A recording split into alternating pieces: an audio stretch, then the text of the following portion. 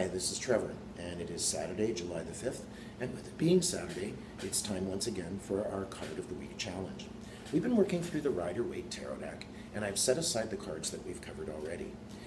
You can find those videos both here on this YouTube channel, which is Trevor Thorkelson, as well as on my work page, which is Trevor Psychic Intuitive, and lots of information on the linked website that you'll find in the About of these videos at trevorsense.com. That gives articles and related information, things that I find interesting, as well as my contact information to book appointments with me, both in person here in Winnipeg through Elemental Book and Curiosity Shop, as well as a newer aspect of some readings for my distant clients over Skype. But enough about that. Let's get into our card of the week. And I've shuffled the cards and I've cut them. And we have the Four of Wands. Now, fours are interesting. All of the cards are interesting, of course, but fours are interesting in that they have to do with a foundation. Something I've been thinking about that I wanted to share here too, and I'll just throw this in. When you're working with tarot, one of the big words I oftentimes use is congruence.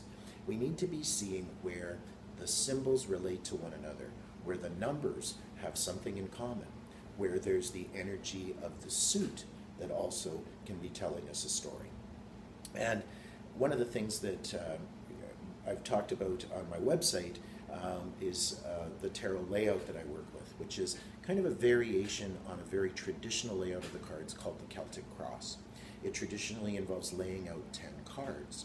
And I think there's an interesting kind of relationship, or again a congruence, between the positions in that layout and the number of the cards themselves. Position 1 oftentimes has to do with the realizations that are waking up, similar to the aces. Position 2 has to do with influences and interaction, choices that can be going on. 3s are where we begin to see a pattern. Just like in children's stories, where something oftentimes happens 3 times, and even little kids go, okay, there's the lesson. Right? And 4s are where there begins to be a structure. Well, that's very much the case in what we see in the Four of Wands. Let's talk a little bit about the imagery itself. There's a castle in the distance, there's a bridge, and bridges come up in a couple of places in the Rider-Waite Tarot deck. There's these figures in the distance that are holding what looks like plants or flowers or herbs. They're holding those things in the air, just as if they were blessing or conducting a ceremony of some kind. And then, with the wands themselves, they're positioned with this garland of flowers between them. And I often think with the Four of Wands that it's rather like when you're building a house. There's that stage where you have an idea, it's still forming, and maybe you need to sketch it out. That's like the blueprint. And then there's the point where you actually begin kind of claiming the ground. Oftentimes when you see a house being built, you see the surveyors show up with their tools, they kind of check out the ground lines of where things need to go, and then they put little stakes, little wooden stakes in the ground with the strings attached to them. And that's where we're looking at the blueprint and we're seeing it becoming more tangible. Maybe we kind of look at that and go, I think I need actually a bigger living room. Maybe we need to adjust some things. So it's a period where the idea is manifesting, but there's still that flexibility. It's still sticks and string, or in this case, staves and the garland. And I always see this as these figures kind of blessing the ground, that there's kind of almost like a housewarming feeling. There's a sense of kind of claiming that space. As you can see, I live in a delightful old building, and it's actually a heritage building. There's a lot of history. So when I moved into this environment, I had to kind of stake my intention. I had to sort of say to the energy, I'm going to be living here now. I'm going to be working with this. So there's the traditions that we oftentimes have of kind of making a place our own.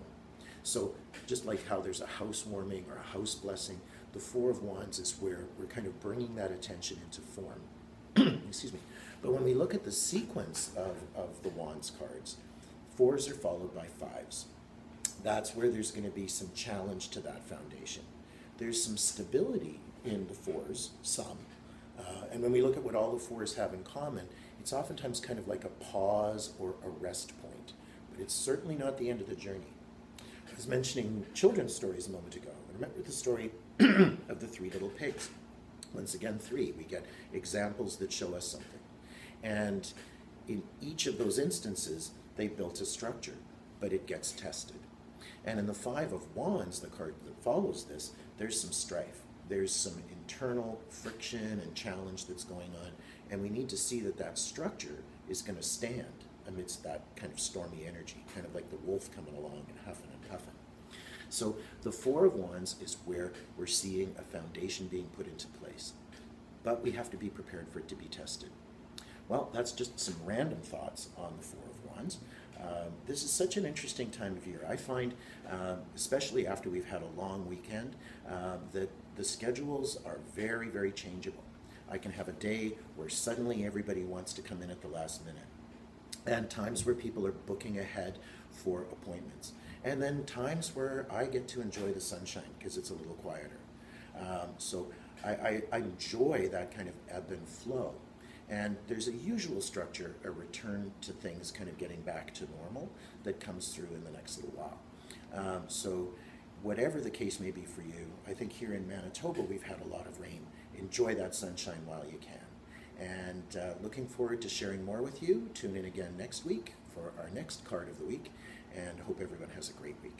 Bye for now.